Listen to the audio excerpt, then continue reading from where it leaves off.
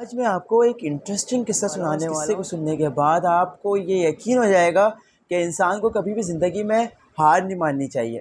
ایک عام شخص تھے، انہوں نے کہا کہ مجھے جو ہے نا ان کے پاس پڑھنے کے لیے پیسے نہیں تھے۔ انہوں نے کہا کہ کیا کرتا، والدین کی کچھ زمینیں تھیں، آخر میں یہ فیصلہ ہوا کہ وہ بیچ دیتا ہوں اور اس کے بعد باہر چلا جاتا ہوں۔ والدین کو یقین دلایا کہ آپ بے فکر ہو جائیں، میں جب پڑھ لوں گا نا، میں آپ دیکھیے گا کہ میری کتنی اچھی جاب لگے گی۔ وہ چلے گئے، خیر 2 سال تک انہوں نے وہاں پہ گریجویشن کی بھی تھی، کابل میں وہ رہتے تھے۔ پھر وہ چلے گئے پی ایچ ڈی کرنے سے، وہاں سے وہ پی ایچ ڈی کر کے جب واپس کابل آئے، انہوں نے یہ سوچا کہ یار اب تو پرائم منسٹر کی برابر والی جو کرسی ہوگی نا وہ مجھے ملے گی۔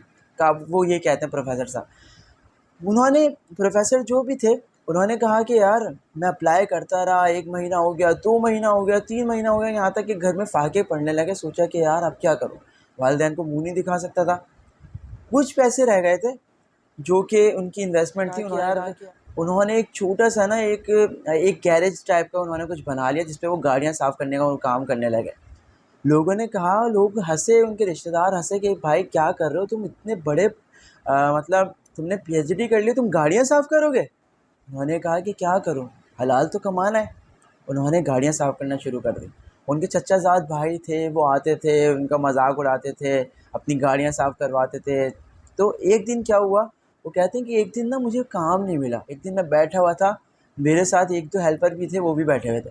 کہتے ہیں کہ ہم کام نہیں تھا اتنے میں اس دن بارش ہو رہی تھی شدید۔ کہتے ہیں باہر میں نے جھانکا، دیکھا تو میرا ایک چچا زاد بھائی تھا، وہ باہر آ کے کھڑا ہو گیا، کہتے ایک گاڑی لے کر آیا، کہتے ہیں اسے صاف کرنا ہے۔ تو صحیح ہے، چلو ہم تو خوش ہو گئے تھے یار ہمیں کام مل گیا۔ لیکن وہ یہ بتاتے ہیں جب میں گاڑی کے اندر گیا، اس کے ہیلپر کو انہوں نے منع کر دیا، کہا میرا چچا زاد بھائی ہے، میں خود اس کو صاف کروں۔ کہتے ہیں جب میں گاڑی کے اندر گیا تو میں حیران رہ گیا، کیونکہ گاڑی تو پوری گھاس پھوس سے بھری ہوئی تھی۔ میں نے یہ گمان کیا، وہ یہ سوچتے ہیں کہ میں نے گمان کیا شاید یہ مجھ سے نا زبردستی یہ مذاق اڑانے کے لیے لے کر آئیں، اور یہ جب میں صاف کروں گا مجھے دیکھ کے مذاق اڑائیں گے۔ خیر ان کا ایک گمان تھا۔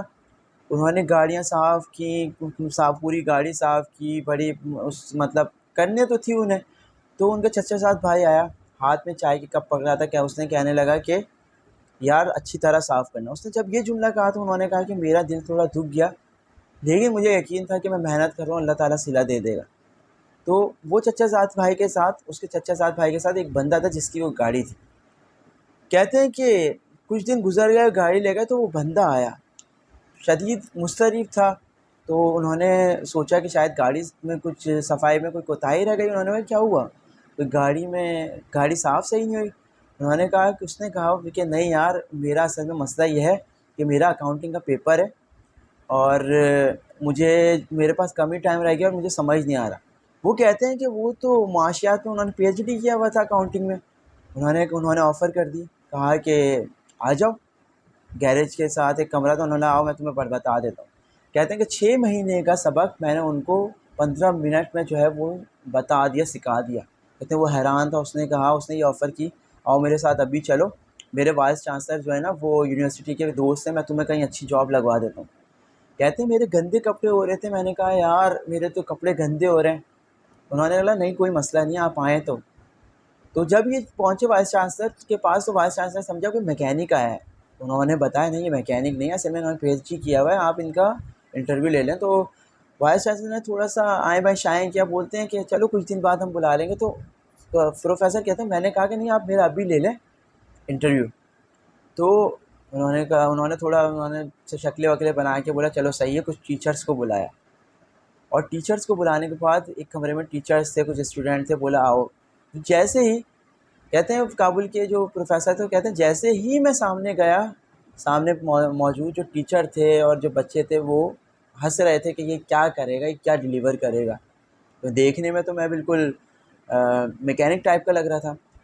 کہتے ہیں کہ میں نے 10 ٹاپک بورڈ پہ لکھے، اس پہ سارے حیران تھے۔ اس کے بعد میں نے کہا آپ بتائیں کون سے ٹاپک کے بارے میں بتاؤں۔ تو سامنے پروفیسر ایک بیٹھے ہوئے تھے، انہوں نے بولا یہ دوسرے نمبر پہ جو ٹاپک ہے یہ بتائیں۔ کہتے ہیں میں نے جب شروع کیا نا، میں آدھے گھنٹے تک بولتا رہا، اور جب میں رکا ہوں تو سارے لوگ کھڑے تھے اور تالیاں بجا رہے تھے۔ پروفیسر صاحب کہتے ہیں کہ اس لمحے کے بعد کبھی میں نے پیچھے مڑ کے نہیں دیکھا۔ 1 سال کے دوران، انہوں نے کہا میں 1 سال مجھے ہو گیا، 1 سال کے دوران میں نے کئی ملکوں کا دورہ کیے، اور اس کے بعد جو ہے وہ وائس چانسلر کا اہم جو ہے وہ استاد کہلانے لگے۔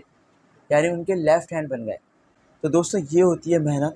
تو آج کی ویڈیو کا مقصد یہ تھا کہ کبھی بھی زندگی میں ہمیں ہار نہیں ماننا۔